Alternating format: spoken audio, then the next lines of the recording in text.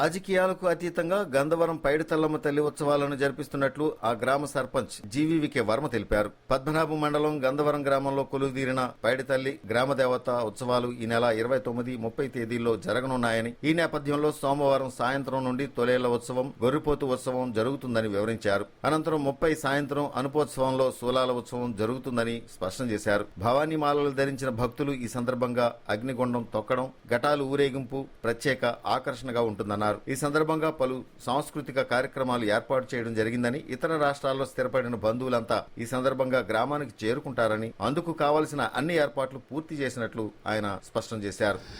మాకు ప్రతి సంవత్సరం మా గ్రామ దేవత పైడితల్లమ్మ వారి పండుగ ప్రతి సంవత్సరం ఏప్రిల్ నెలలో ప్రతి సంవత్సరం కూడా జరుపుతుంటాం. ఏ సంవత్సరం కూడా ఆపకుండా చాలా గ్రాండ్గా ప్రతి సంవత్సరం మా ఊరు నుంచి మా ఊరు ఉండే బంధువులు కానీ పైన చేస్తున్న ఎంప్లాయీస్ కానీ అందరూ కూడా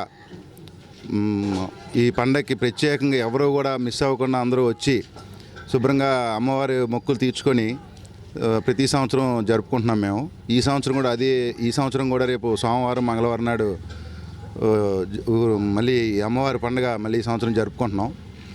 ప్రతి సంవత్సరం కూడా చాలా గ్రాండ్గా చక్కగా అమ్మవారిని రాత్రి సంబరాలు జరిపించి, అలాగే ప్రోగ్రామ్స్ అని ఇవన్నీ పెట్టుకొని అందరూ ఆనందంగా చక్కగా ఈ పండుగని ఊరందరూ సమిష్టిగా పార్టీలకు అతీతంగా ఎవరికి లేకుండా అందరూ కలిసికట్టుగా చక్కగా నిర్వహిస్తున్నాం.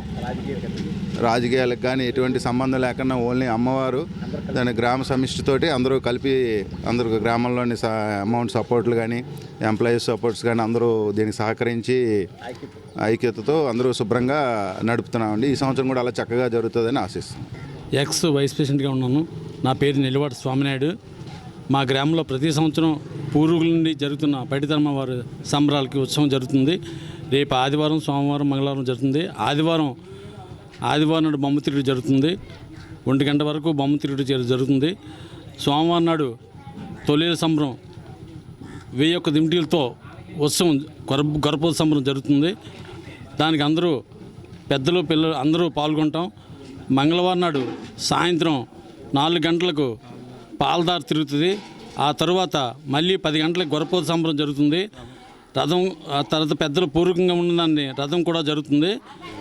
ఆ రాత్రికి అంటే ఘటాల సంబరంతో ఊరేగింపు జరుగుతుంది.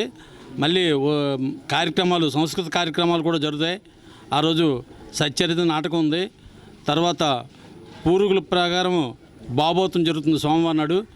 ఇలాంటి కార్యక్రమాన్ని ప్రతి సంవత్సరం జరుపుకుంటూ మా గ్రామంలో పార్టీలకు అతీతంగా అందరం కలిసేట్టుగా ఈ ఉత్సవాన్ని